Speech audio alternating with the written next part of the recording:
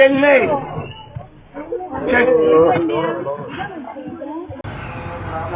ആഞ്ഞിലോട്ട് പ്ലാവുണ്ട്.